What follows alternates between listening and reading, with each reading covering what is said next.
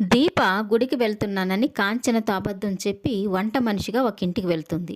ఇక ఆ ఇల్లు గల్లావిడైతే, చూసేదానికి నువ్వు బాగానే ఉన్నావు, నీకు అసలు వంటొచ్చా లేకపోతే వచ్చినట్టుగా చెప్తున్నావా అని అడుగుతూ ఉంటుంది. ఇక దీప అయితే, లేదండి నేను వంట బాగా చేస్తాను, కావాలంటే ఒకసారి చూడండి అని అంటూ ఉంటుంది. ఇక ఆ ఇల్లు గల్లావిడైతే, సరే అయితే ముందు నువ్వు వంట చెయ్యి, నీ వంట రుచి చూసిన తర్వాత జీతం ఎంత ఇవ్వాలో అప్పుడు డిసైడ్ చేస్తానని చెప్తూ ఉంటుంది. ఇక దీప అయితే, నాకు జీతం ఏ రోజుటికి ఆ రోజు ఇచ్చేసేయండమ్మా, నా మీద బాధ్యతలున్నాయి, నాకు ఇల్లు గడవాలి కదా అని చెప్తూ ఉంటుంది. ఇక ఆవిడైతే, నీకు పిల్లలున్నారా అని అడుగుతుంటే, ఒక పాప ఉంది అని దీప చెప్తూ ఉంటుంది.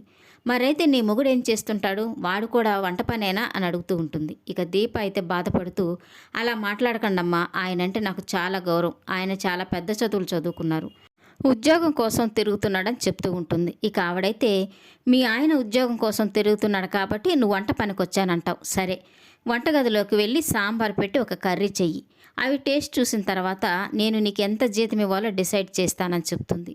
ఇక దీప వంటగదిలోకి వెళ్ళి అక్కడ సరుకులు ఏమి లేకపోవడంతో ఆ విషయాన్ని ఆవిడికి చెప్తుంది. పర్వాలేదు, పక్కనే సూపర్ మార్కెట్ ఉంది, ఫోన్ చేయగానే 2 నిమిషాల్లో సరుకులు ఇంట్లోకి వస్తాయి, ఈలోగా నువ్వు కూరగాయలు కట్ చేసుకొని చెప్తుంది.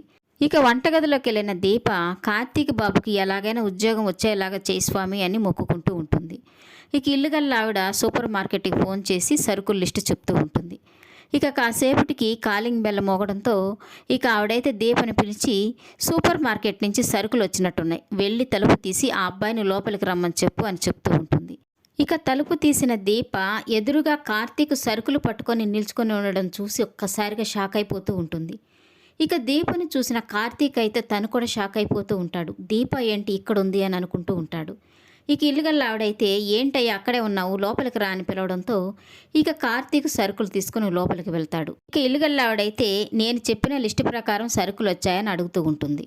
ఇక కార్తీక్ ఆ లిస్టు తీసి తన దగ్గర ఇస్తాడు. ఇక తనైతే దీప దగ్గరిచ్చి ఆ సరుకులన్నీ వచ్చేయలేదో చెక్ చేయమని చెప్తూ ఉంటుంది. ఇక ఆవిడైతే కార్తీక్ని అడుగుతూ ఉంటుంది, ఆ సూపర్ మార్కెట్లో నిన్నెప్పుడు నేను చూడలేదే అని అంటుంటే ఇక కార్తీక్ అయితే, ఈరోజే ఇంతకు ముందే జాయిన్ అయినానని చెప్తూ ఉంటాడు. ఇక దీప అయితే, వెళ్ళిన ఉద్యోగం రాలేదా లేక ఉద్యోగం కోసం వెళ్తున్నానని మాతో ఏమైనా అబద్ధం చెప్పాడా అని ఆలోచిస్తూ ఉంటుంది. ఈ వీడియో నచ్చినట్లయితే లైక్ చేయండి, సబ్స్క్రైబ్ చేయండి. Thank you for watching.